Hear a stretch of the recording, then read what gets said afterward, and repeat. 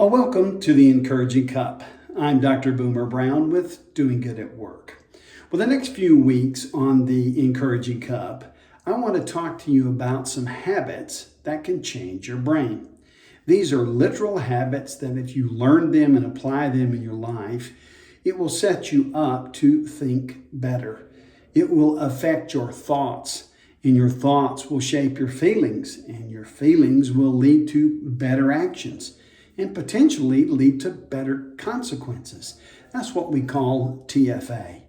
But what we're going to do is we're going to look at these habits, and we're going to start by looking at 2 things that you need to start doing and 3 things that you need to stop doing. The goal here is to replace stinking thinking with right thinking. So today's pair, the first 2, the pair today is this: start being grateful and stop complaining. Here's a very simple exercise that if you form this as a habit in your life, it'll take a period of time to make it a habit. But when you wake up in the morning, the first thing you do is not reach for your cell phone, even though I know that's probably our alarm clock today. But don't pick it up and start looking at your email or looking at your schedule or start looking at Reels or looking at Instagram. Turn the phone off.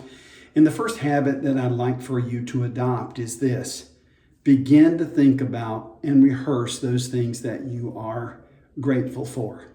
If you will start your day with grateful thinking and reflecting on, you glad you woke up, you glad the sun came up, you glad you got a new day, you glad that you have an opportunity to live the day. There's so many things early in the morning that if we set our minds on those things first, as opposed to all the challenging things or the things we have to do or whatever is usually on our mind, but we start our day, the habit is start with a grateful attitude. It will change your attitude. It will position you for a better place of being in your world as you move into the day. And you will encounter difficult things in the day.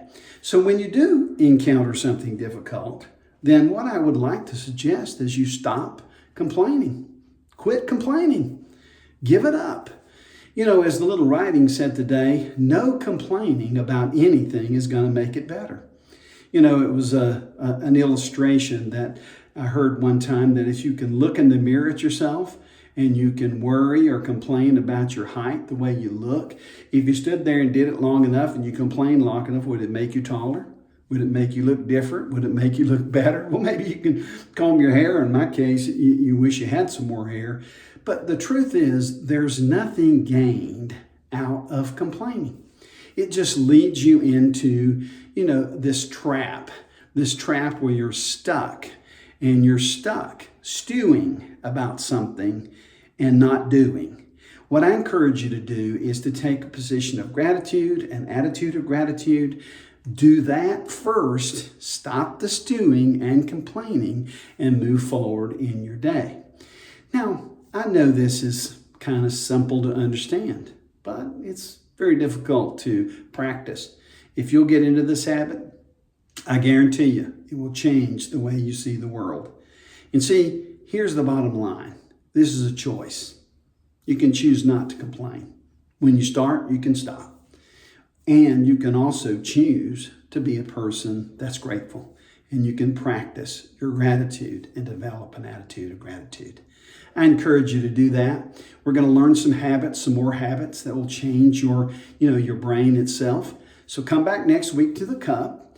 And let me say this: if you're struggling with these messages, if you need some additional help, always remember that you can reach out to a mental health first responder. We have resources available to you that are free that you can receive in the privacy of your home. And we can also help you find a certified counselor, whoever you would like to talk with, above and beyond a mental health first responder. And we can find you ways that can help you work through the things that you may be experiencing. You are not alone. That's why the Encouraging Cup comes to you every week. And we hope that you know that your employer cares, and we do too. Thanks for tuning in to this week's Encouraging Cup, and we look forward to seeing you next week.